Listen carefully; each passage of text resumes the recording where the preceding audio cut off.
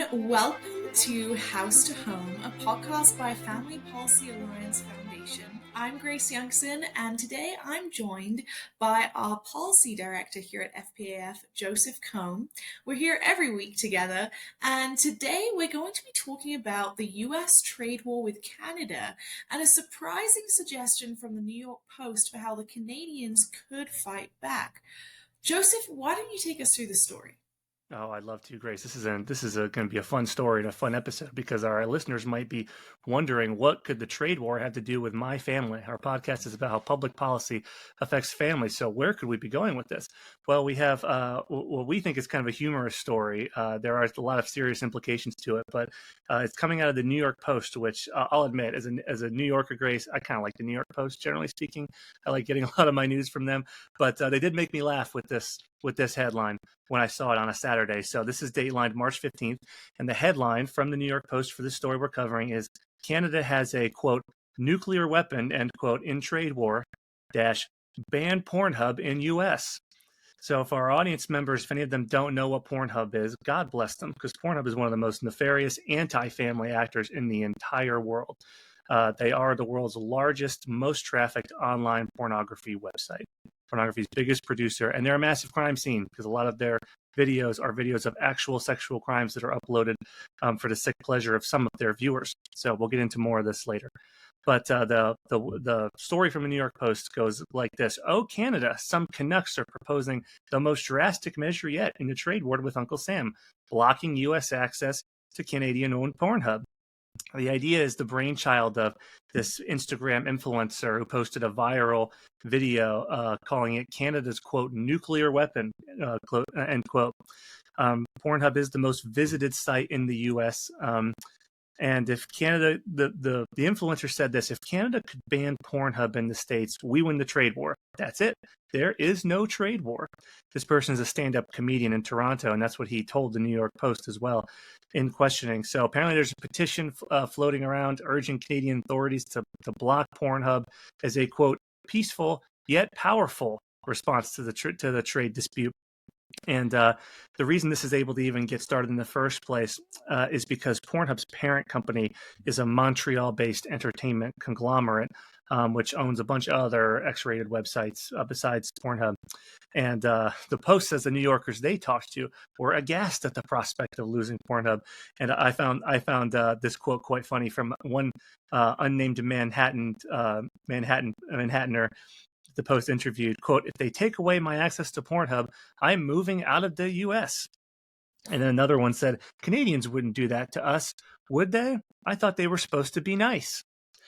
So, Grace, that's our summary of the story that we're covering today. I do want to, again, just thank the New York Post for this great piece of material for our show. Again, I'm a big fan of them, generally speaking, but they did make me laugh for the show. We'll talk about why that is. But, Grace, I've been talking for a bit, so tell me, what's your reaction to hearing about this article? I think it would actually be so funny and miraculous in a sense for God to use a nation as liberal as Canada to stop one of the biggest destroyers of family in the US. Now, this is not what this article is saying, that they're actually doing this, but imagine if that did happen, that would be pretty crazy. So that's my first reaction. Yeah, that's a much more gracious reaction than mine, Grace. I have to say, you're absolutely right. Of course, the Lord works in mysterious ways. Maybe this was the plan all along. But my more cynical reaction, I'm sorry to say, was actually quite comedic.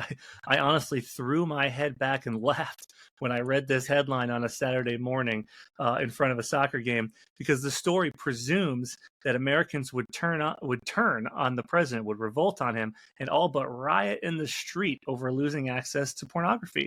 But the last few years has shown how wrong that assumption is, which is where the humor lies for me. This is funny because the presumptions in it, particularly by that Toronto-based stand-up comedian and Instagrammer, are just wrong. They're proven wrong by what we've seen in the States the last few years. So let's talk about why that is. Just some basics for our audience to start with, and we'll go deeper. So 21 states in the past 3 years have passed laws protecting children from Pornhub in their states via mandatory age verification requirements. So this has been a core part of FPA and FPAF's work over the past few years through our Let Parents Parent campaign, is to help parents be restored their right of directing the upbringing of their children as it relates to when and how their kids learn about sexual intimacy. And the reality is that Pornhub is basically, and other pornography websites in the world are just open access to kids in most places in the world. Most kids are first exposed to pornography between the ages of 7 and 13. By the age of 18, most kids have seen it. That exposure usually happens unintentionally online. And we know that kids actually believe the lie that porn is an accurate portrayal of sex, because most pornography videos, particularly those on Pornhub, illustrate some kind of physical abuse and some kind of verbal abuse, usually both. So kids are watching this and basically getting their sex ed from this. The research shows that they believe this is what sex really is. And that's a violation of parental rights, because parents have the right to direct when and how their kids learn about sexual intimacy. We want kids to receive age-appropriate sexual education, preferably from a parent or guardian. But if kids are getting exposed to porn, to websites like Pornhub between the ages of 7 and 13 unintentionally, without their parents' knowledge or permission, then it's a total abrogation of that right. And so these 21 states that have passed these laws have age gated this material online for kids so they can't access it without a parental involvement and knowledge, and that protects them from that exposure. So I'm sure our audience can imagine the good effect that could have down the line. We'll talk more about that. But the last thing I'll say, just to summarize that, is of those 21 states, about 18 of them, Pornhub has already banned themselves in those states as a form of protest to the laws. If someone in, let's say, Virginia, where I live, tries to go on Pornhub right now, their access will be blocked, and Pornhub will show up a message from a porn star saying how terrible this law is, and that if you wish you could access Pornhub in Virginia Beach, you should call your representative in Richmond and tell them to override the law. Well, these are pretty industry standard age verification measures, Grace. So, like, any adult could access this if Pornhub wanted to comply with the law, but they don't. Pornhub is making a moral statement by saying if the kids can't access porn, nobody can access porn. They believe it's a positive moral good for kids to do this or to be able to access this. So that's where we stand right now, Grace. Yeah, and I think it's so crazy when you put it like that. I mean, you would think that it would be common sense among people that kids should not be exposed to this. Even from an adult standpoint, it wreaks havoc in so many relationships, which is why my previous comment was around the side of things, I think that porn is one of the biggest destroyers of family in the US. We see divorce rates skyrocketing right now. We see all sorts of things. It's become way more acceptable to kind of like flirt with someone else when you're in a relationship. I mean, I've even seen some things pop up online. Some famous actor was like kissing another actor in front of his wife.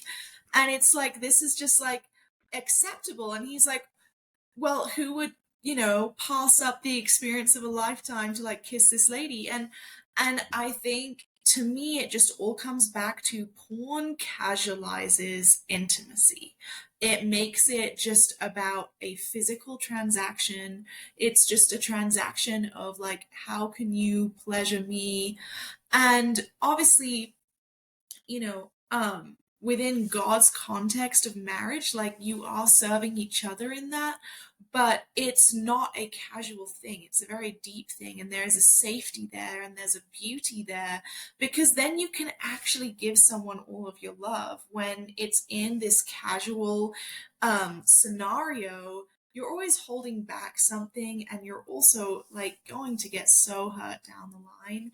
And so I think that um you know, even more so for kids, if this is what they're growing up with as like, oh, this is what intimacy is, this is what sex is, it's completely like destroying their concept of having a healthy family and actually wanting to love their spouse.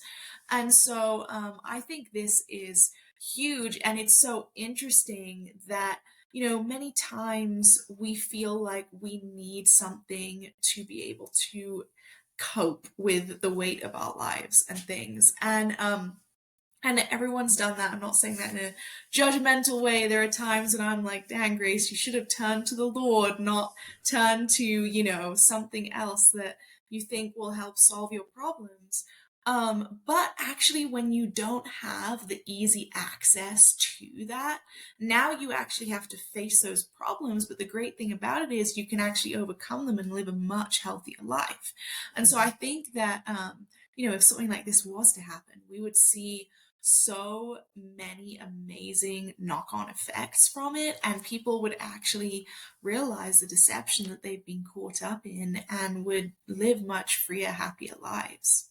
Yeah, that's an excellent summation of the reality behind pornography and the harms that it's done to our intimacy individually and collectively, or at least our perspectives on it in Western society, Grace. So thank you for that. This is what we've just laid out between my summation of recent policy moves on this and your excellent summary of where we stand when it comes to our own engagements with intimacy and our worldviews on it. That's the playing field on which an article like this shows up and makes this ludicrous assumption. This is why I laughed at it, because as you said, we would see if Canada were to do this and it were to stay in place, we would see a lot of positive long-term knock-on effects from the pornography being ease of access to pornography being restricted, cutting off that spigot, particularly to our kids. And so what's funny about the presumption in the story by this comedian and by the Post is that 19 states, or 18 states, I should say, this is already happening. Pornhub is cut off from everybody. I mean, we intended to only protect children from this. Pornhub's doing our job for us to help us protect adults from it as well. So all that to say, you know what has not happened in those states is people have not revolted against their government. They have not turned on their state legislators. What this comedian thinks would happen, it has not happened in almost half the states, which is why I found it so funny. Maybe just because I've been working on this campaign for so long. But this kind of mass uproar the Post seems to assume would happen if Canada did this. It just probably wouldn't happen. Now, you have a couple of Manhattaners quoted in there. I think you could find a couple people willing to say just about anything, anywhere. So props to the Post for at least doing their well-rounded journalistic job. But it just seems like some uncharacteristically shoddy reporting, because a simple search to say some of our websites, or some of our allies' websites, or our website at FPAF would have told them that Pornhub is already blocked themselves. In these 18 states, people are already living under this outcome in almost half the United States. So why is this uproar not happening? I think we should talk about that, since we've set up what the Post thinks would happen has not happened. Why is it not happening? Grace, why don't you start by telling us some of the reasons for why you think this isn't happening?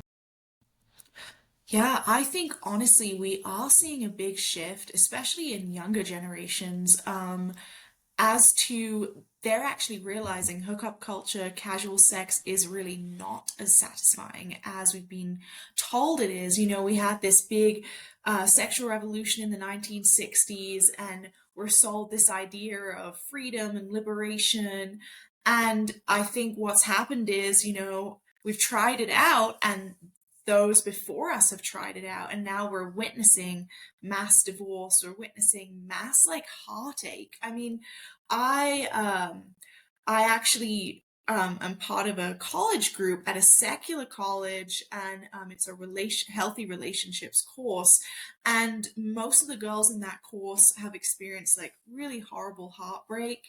And pretty much all of them are on like anti-anxiety, anti-depression meds. Like, this is the new normal. And this is what porn is trying to sell us. Like, overall, this is what's normal. It's normal to just make this a casual thing. This is freedom. This is liberation, even to the point where they try to tell us as women, like, being a prostitute is somehow freedom. I think what we're seeing, though, is a lot of waking up to that, okay, actually, this does not do what it says it does on the box. It doesn't give me freedom. It gives me bondage. It doesn't give me true happiness. It may give me a moment of pleasure, but now I'm plagued by anxiety and depression thereafter. And so I think we're starting to see a shift and actually a hunger for the real thing, which is what's so great about the work that we're involved in, is we're able to step in and preach the gospel of the real thing, and people, they want to hear that. And so I think we're seeing the truth is being exposed. People are being dissatisfied because God did not create us to be casual about relationships. He literally created us for relationship. We were created first and foremost for a relationship with Him. And when that isn't the center of everything, then we go and search for that kind of love in other places and we realize that it doesn't satisfy.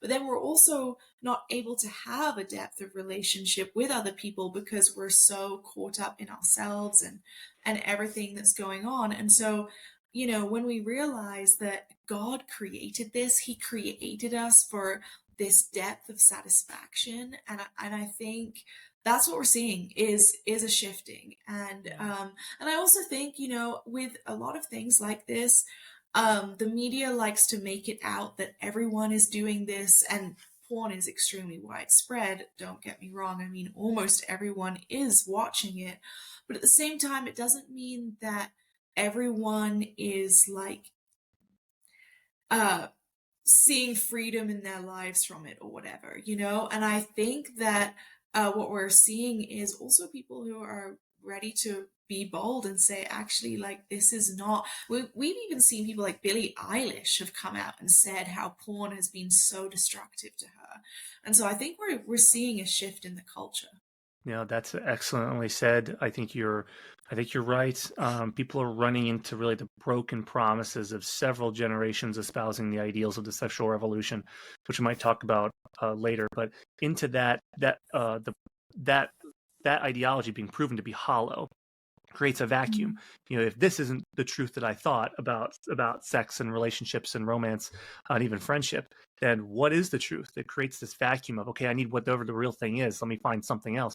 And that's where Christians can really step in, I think, because of the truth about sex that we are entrusted by God to steward.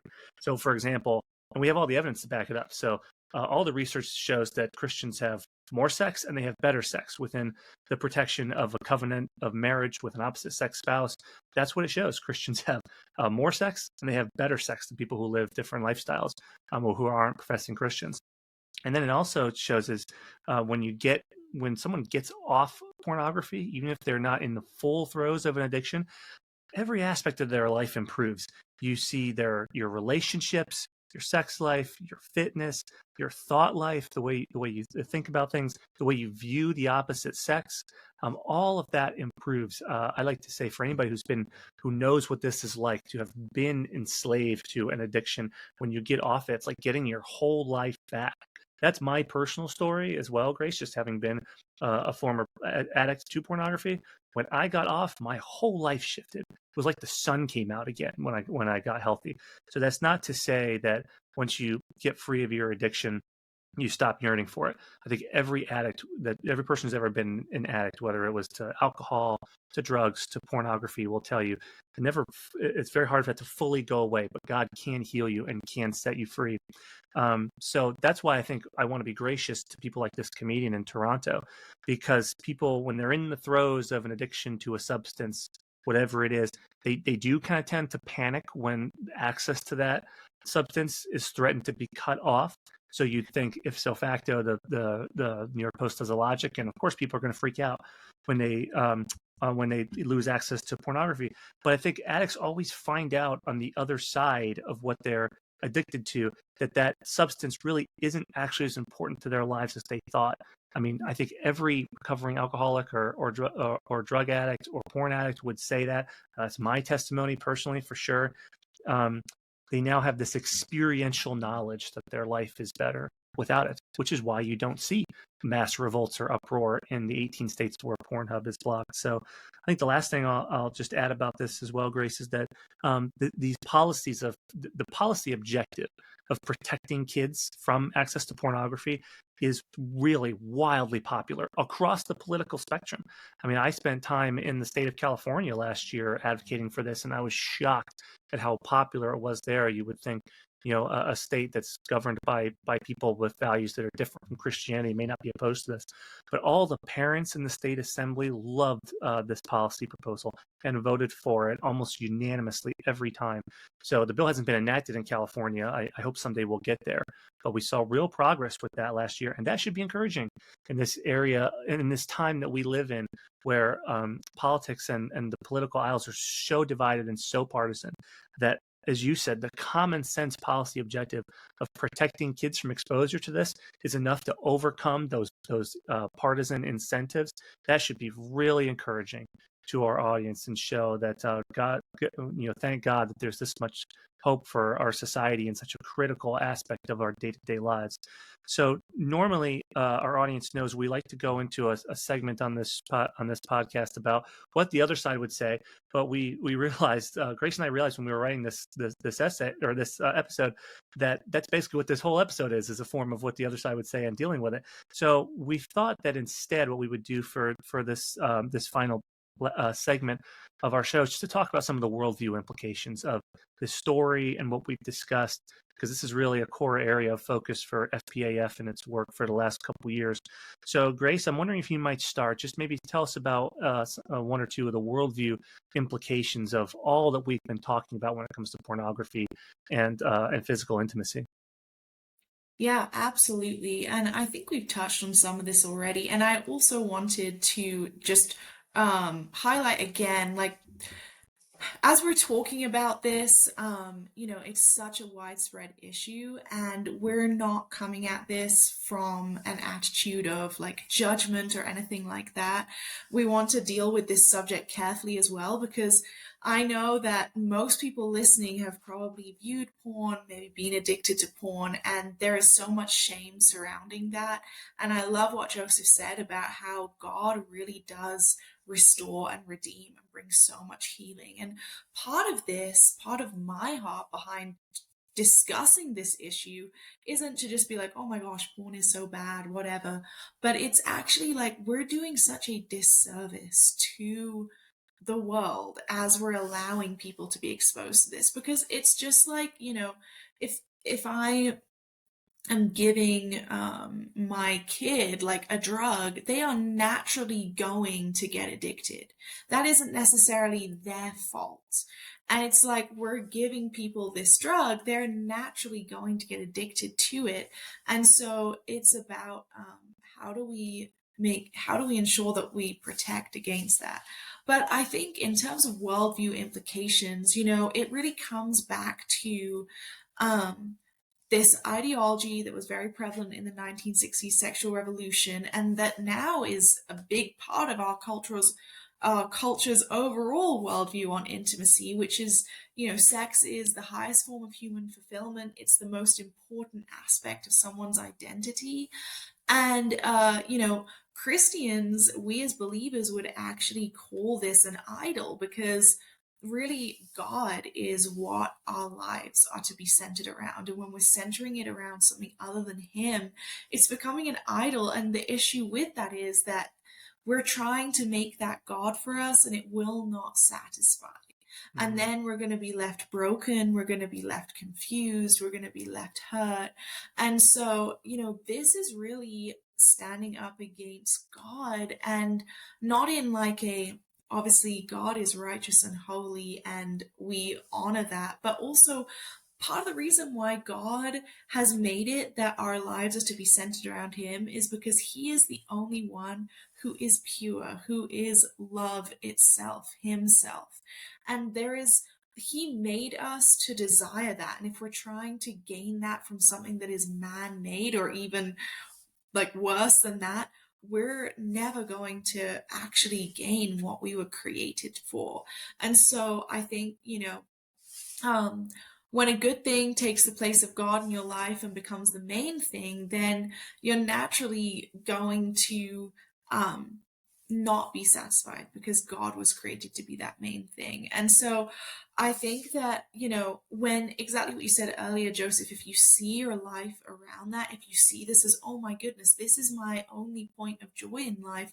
Now this is being taken away. I'm scared. Like, how am I going to have happiness? How am I going to have pleasure? And it's because we have a twisted mindset on what that really is. And it's so, so easy to get caught up in that. I will even say, like, I've been homeschooled my whole life, amazing Christian home. I remember, and it's a funny thing, but I went to Bible college and I met a bunch of people who didn't grow up like me. And it was like, there was not a culture shock, but it was like, oh, wow, like, a lot of, not that I was perfect by any means, but I was like simplistic in my worldview in a sense. But it's like a lot of people were like, oh, you need this and you need this and you need this to be happy. And as I started like watching some of these rom-coms and listening to some of this music, it started to shift my heart a bit until I had to be like, okay, God, like I need to come back to you because I'm getting distracted and I'm getting confused over these things. And so it's really, it's all about what you behold, you become. What you allow into your heart is going to dictate that course of your life. And God is the good, good Father. He has the best for us, He has good things for us. And so, as we're able to set our affection and our attention on Him, and it's not like God created us with this drive. He has marriage designed for us to be able to enjoy this and satisfy that. So this isn't a bad thing, but it's just understanding the correct context. Yeah, that's superb, Grace. I mean, you're absolutely right. God wants us to have good things. Sex was His idea, His invention. He wants it to be enjoyed within the protective confines of a covenant marriage, and um, that's why no, He gives us all these good things, but they all compete for our hearts, and only He can be the one to bear the weight of our full dependence, to find our full identity in. Only He can fill up the throne of our lives. So that's so well said. And the only things I would add to that is that just these facts that we've discussed, what we've seen and throughout the stories, it pretty much neuters that sexual ideology of the sexual revolution, and it proves the Christian story of sex correct. So when it comes to the sexual revolution, that all this truth we've discussed about what happens, people actually do lose access to a place like Pornhub in 18 states. It neuters that ideology, because it turns out that, as we've said, sex is a great thing, but it's not the most important aspect of your life or your identity. You can live for a time without some form of that fulfillment. In fact, a lot of people live without it for forever, which is where the Christian story about sex is proven right. The Christian story says God invented this. God wants you to enjoy it within marriage. It's this incredible pleasure that He wants you to indulge in within that safety of an opposite sex covenant of marriage. But it also says at the same time that one can live a completely fulfilled life without it. In fact, that's what Jesus Christ did. That's what the Apostle Paul did. Numerous other biblical heroes did both. They could live completely fulfilled lives with and without sex in their lives. So I think that's the highest view of sex imaginable, Grace, throughout all of world history, but also the one that's most assuring, because it shows if you live without this, your life will still reach the maximum amount of fulfillment. So I think a story like this kind of proves that wrong. So when you deny people access to pornography, it challenges them to address the deeper issues into their lives. Do you have anything more to say about that, Grace, before we wrap up? Yeah, I mean, I think it just goes like anything else, we recognize that, like, you know, yes, drinking may give you a small amount of relief in a moment, but you know that that's a really unhealthy way to try and manage things long term, because the results of that is that you're not going to be able to manage your emotions and you're just turning to something to numb it out. And I think we see that with porn, and that's what's so sad about it is I feel like we're all just broken people without the Lord looking for God's love. And so we're turning to this. And then when it actually is removed, now we actually have this opportunity to find the real thing and actually address those deeper issues. We don't have to keep living our lives up and down, anxiety, depression, and then turning to a moment of whatever it is. And I think for children as well, like this is going to result in healthier families. This is going to result in healthier kids as they grow up with the correct perspective on all of this. And so, yeah, that would be my only other comment on that. Yeah, like that's absolutely right. There's a lot to be parsed out here when it comes to the addiction side of things. And if you want more on that, we can recommend our CEO, Greg DeRoche's great book on this, which is called Highly Functional. He's got an incredible testimony of how God rescued him from alcoholism. And if people want to go deeper into these specific subjects too, on sex and romance and pornography as it impacts those, earlier this year we filmed a limited podcast series called Truth Exposed over on the Family Policy Alliance YouTube page and on their podcast stream. So I just recommend that to our audience if they are interested in these subjects. We really went into detail on pornography's impact in individuals' lives and on our culture as a whole. And we had some really great guests, some really courageous experts on there to talk about it with us. So I was privileged to be a part of it. If our audience is interested, we recommend that to them. You can find it on the Family Policy Alliance YouTube channel. So with that, Grace, thanks for joining me, and thanks to our listeners for listening to this episode of House to Home, which is a podcast of Family Policy Alliance Foundation. As always, I'm Joseph Kohm. Grace Youngson's been my partner and co-host here. We're here every week on the Family Policy Alliance Foundation podcast stream. You can find the latest episode wherever you get your podcasts, and you can connect with us on social media. Our social media handles and links will be in the episode description and the show notes. So with that, thank you for listening. We'll see you again next week.